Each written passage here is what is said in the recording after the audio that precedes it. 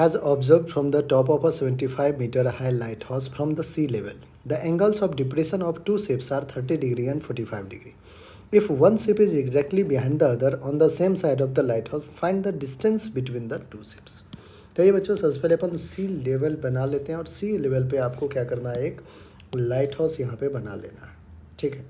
अब यहाँ से कोई होगा, उसको दो एंगल ऑफ डिप्रेशन बनाना है, एक 30 डिग्री और एक 45 डिग्री का. ठीक है.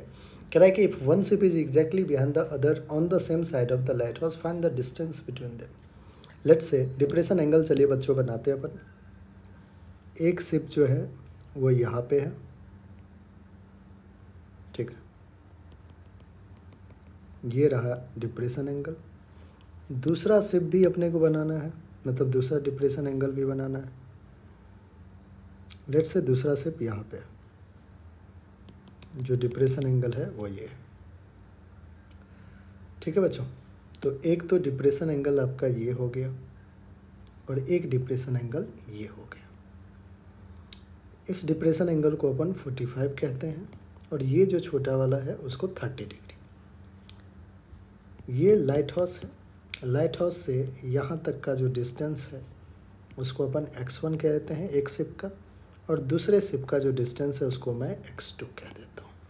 ठीक है ना. अब आइए, 75 मीटर हाइट दे रखा है. मैं इसको नेमिंग A करता हूँ, इसको B कहता हूँ, इसको C, इसको D. बच्चों यहाँ पे अगर आप देखें तो ABC एक राइट एंगल ट्रायंगल बन रहा है. ठीक है.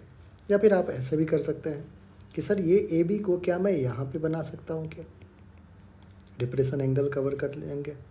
बिल्कुल बना सकते हैं. ये जो AB दिख रहा है वो यहाँ C से लेके यहाँ तक वही सेम 75 मीटर है. ये एक एंगल भी दिख रहा है आपको. तो आपको हो गया कि सर 45 डिग्री वो पूरा का पूरा एंगल है. tan 45 यूज़ कर लो. tan 45 विल बी परपेंडिकुलर, जो कि 75 है. और बेस क्या हो जाएगा बच्चों, तो यहाँ से यहाँ तक का बेस x1 है. x1 tan 45 1 होता है. 1 is equals to 75 by x1. यहाँ से x1 आ जाएगा 75 मीटर. ठीक है. नेक्स्ट आते हैं बच्चों x2. x2 के लिए फिर से कहोगे कि सर एक यहाँ पे जो है अपन यहाँ से यहाँ चले आते हैं, एक राइट एंगल ट्रायंगल यहाँ बना लेते हैं. फिर से ये वाला हाइट आपको पता है कितना, 75 मीटर. ये एंगल पता है आपको, एंगल क्या है, 30 डिग्री. ठीक है. तो इस ट्रायंगल में अगर आप देखें, ये वाला ट्रायंगल इस बार बच्चों आपको लेना है.